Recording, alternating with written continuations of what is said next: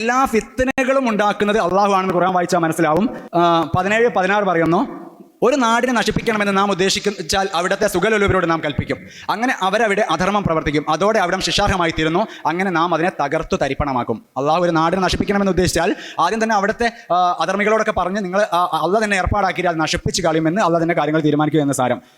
6:123 പറയുന്നു, അപ്രകാരം തന്നെ എല്ലാ നാട്ടിലും കുതന്ത്രങ്ങൾ കുത്തിപ്പൊക്കാൻ അവിടങ്ങളിലെ കുറ്റവാളികളായ തലവന്മാരെ നാം ഏർപ്പെടുത്തിയിട്ടുണ്ട്. ഇവിടെയും അള്ളാഹുവാണ് കുതന്ത്രം എടുക്കുന്നത്.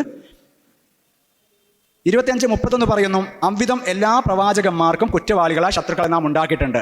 ഇവിടെ നമുക്കറിയാം, ഖുർആൻ വായിച്ചാൽ അള്ളാഹു മുഹമ്മദിന് വേണ്ടി പ്രാർത്ഥിക്കുന്നുണ്ട്. ഇന്നല്ലാഹു മലായികതു യുസല്ലൂന അലൻ നബി യാ അയ്യുഹല്ലദീന ആമനൂ സല്ലു അലൈഹി വസല്ലിമു തസ്ലീമ.